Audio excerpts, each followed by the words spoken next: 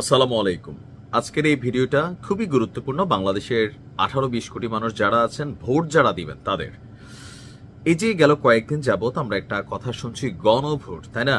এখন আসলে কি আপনি জানেন এই গণভোটটা আসলে কি, বা এই গণভোট দেওয়ার সিস্টেমটা কি, বা এই যে বিএনপি বলছে না, জামাত ইসলাম অন্যরা বলছে হ্যাঁ, এই যে ফেসবুকে আমরা প্রোফাইলের মধ্যে ছবি লোড করলাম হ্যাঁ না এর মধ্যে, হ্যাঁ জিতলে আসলে কি হবে, না জিতলে কি হবে, আর এই গণভোটটার মধ্যে কি প্রশ্ন থাকবে? গণভোট মানে 4টা প্রশ্ন থাকবে, 4টা প্রশ্নের উত্তর আপনি একটা অ্যান্সারে দিতে হবে। অর্থাৎ গণভোটের যে কাগজটা থাকবে সেখানে 4টা প্রশ্নকে কানেক্ট করা হবে একটা সামারি আকারে। সে 4টা বিষয় কি সেটাও আজকের ভিডিওতে জানাবো। কিভাবে আপনি গণভোটে যেদিন ভোট দিবেন সেটা কিভাবে দিবেন এটাও জানাবো। এমনকি আপনি হ্যাঁ লিখলে কি হবে আর না লিখলে কি হবে। অর্থাৎ সাইডে স্কোয়ার একটা বক্স থাকবে, লাইক আমরা যারা পড়াশোনা করছি নৈর্বৃত্তিক প্রশ্ন থাকে না, এরকম টিক মার্ক দেওয়া। আসুন প্রথমে দেখি গণভোটটা আসলে কি নিয়ে হতে যাচ্ছে। গণভোট মানে জনগণের মতামত কোন ইস্যুতে। গণভোট মানে হচ্ছে কিন্তু জনগণের মতামত। জাতীয় নির্বাচনে হচ্ছে আমরা সংসদের প্রতিনিধি আমরা নির্বাচিত করছি, আর এখানে রাষ্ট্রের অতি গুরুত্বপূর্ণ কিছু বিষয় নিয়ে জনগণের রায় চাওয়া হচ্ছে। রায়টা কি আসুন দেখি। গণভোটের 4টা বিষয় থাকবে এবং প্রশ্নের অর্থ। প্রথমত মূলত ব্যালট পেপারে থাকা 4টি বিষয়ের উপর ভিত্তি করে মূল প্রশ্নটা তৈরি করা হয়েছে। প্রশ্নটি জানার আগে আপনার জানা উচিত কোন 4টা বিষয় নিয়ে আপনাকে গণভোটের মধ্যে রায় দিবেন। এক, এই যে নির্বাচনকালীন সময় আওয়ামী লীগ তত্ত্বাবধায়ক সরকারটা উঠাই দিছে, সেই বিষয়টা এখানে কানেক্টেড আছে। নির্বাচনকালীন সময়ে তত্ত্বাবধায়ক সরকার, নির্বাচন কমিশন এবং অন্যান্য সাংবিধানিক প্রতিষ্ঠান জুলাই সনদে বর্ণিত প্রক্রিয়ার আলোকে গঠন করা হবে। অর্থাৎ এই জুলাই সনদ নতুন একটা রূপরেখা দিয়েছে যে আগে যে সিস্টেমটা ছিল এখনের সিস্টেমটা আলাদা হবে। সিস্টেমটা কি হবে সেটার জন্য জুলাই সনদ আপনাকে ভালো করে পড়তে হবে। এটা বিশাল বিস্তৃত বিষয়, কিন্তু যে এবারের নির্বাচন যেটা হবে সামনে থেকে সেটা কি জুলাই সনদে যে রূপরেখা দিছে ওইটার আলোকে হবে কিনা। এক, এখন এটার সাথে আলাদা উত্তরের জায়গা থাকবে না, যেটা আমি হ্যাঁ পরেরটা না, এরকম না। আপনি হ্যাঁ হলে 4টাই হ্যাঁ হয়ে যাবে, আপনি না হলে 4টাই না হবে। আচ্ছা, নাম্বার 2, আগামী সংসদ হবে 2 কক্ষ বিশিষ্ট। অর্থাৎ জাতীয় সংসদ নির্বাচনে দলগুলোর প্রাপ্ত ভোটের অনুপাতে, সিটের না, এখানে প্রাপ্ত ভোটের অনুপাতে 100 সদস্য বিশিষ্ট একটা উচ্চ কক্ষ গঠিত হবে।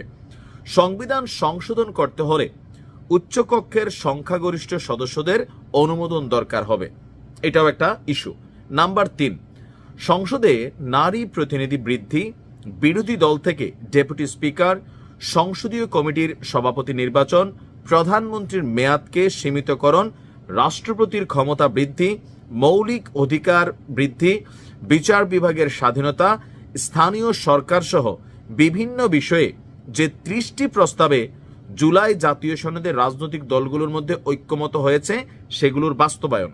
নাম্বার 4, জুলাই সনদে বর্ণিত অন্যান্য সংস্কার রাজনৈতিক দলগুলোর প্রতিশ্রুতি অনুসারে বাস্তবায়ন করা হবে। এই যে 4টা বললাম, ভিডিওটা আপনি আরেকবার শুনতে হবে, এটা একটু ক্রিটিক্যাল।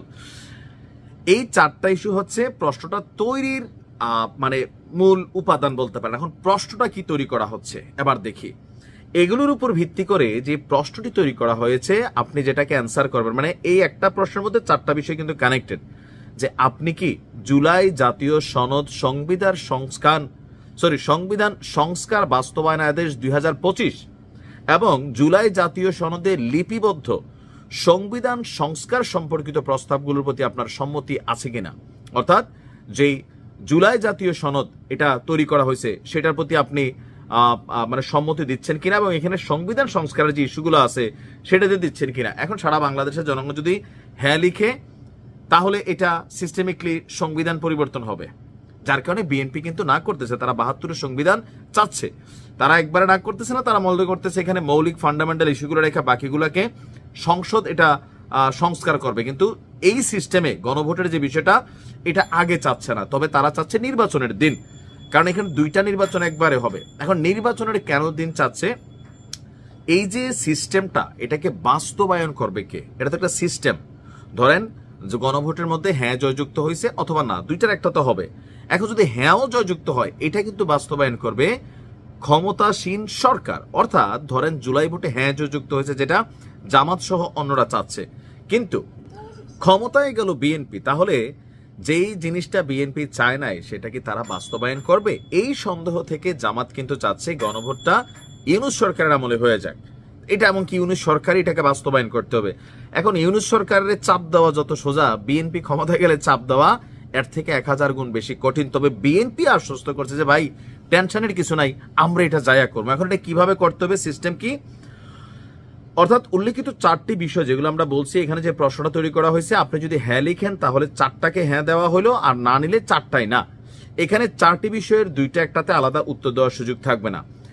যদি ভোটে হাঁ বিজয়ী হয় তাহলে জুলাই জাতীয় সনদের একমত হওয়া প্রস্তাবগুলো, এই যে জাতীয় ঐকমত্য কমিশন এতদিন বৈশা যা করছে, ওই প্রস্তাবগুলোকে বাস্তবায়ন করা হবে। তো এই কাজ কারা করবেন? এই কাজটা তখন করবেন সংসদ নির্বাচনে জয়ী এমপিরা। সংসদের অধিবেশন শুরুর 6 মাস পর্যন্ত তারা সংবিধান সংস্কার পরিষদের সদস্য হিসাবে পরিচিত হবেন। অর্থাৎ এখানে আপনার জুলাই সনদে একমত হওয়া বিষয়গুলোর আলোকে তারা সংবিধানে প্রয়োজনীয় সংস্কার আনতে বাধ্য থাকবেন। আরেকটু যদি বুঝিয়ে বলি, এখানে পেজ কি আছে, একটা উদাহরণ হচ্ছে গণভোটের ব্যালটে যে 4টি বিষয় থাকবে তাতে শুরুতে উল্লেখ করা হয়েছে যে একটা আছে ধরেন প্রধানমন্ত্রীর মেয়াদ নিয়ে। বর্তমান সংবিধানের 4র্থ ভাগে প্রধানমন্ত্রীর মেয়াদ অংশে নির্দিষ্ট কোনো সময়সীমার উল্লেখ নাই, কিন্তু গণভোটে হ্যাঁ বিজয়ী হইলে সংবিধানে প্রধানমন্ত্রীর মেয়াদ সংক্রান্ত অনুচ্ছেদ সংশোধন করা হবে।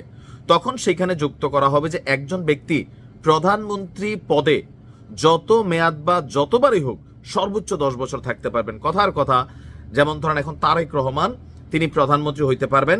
বিএনপি জিতলো, আগামী আরো 10টি ইলেকশন হইলো, বিএনপি সেখানে 5টি ইলেকশনে জিতলো, তাহলে বিএনপি ক্ষমতা থাকবে কত? 25 বছর। কিন্তু তারেক রহমান তিনি আর 25 বছর প্রধানমন্ত্রী থাকতে পারবেন না।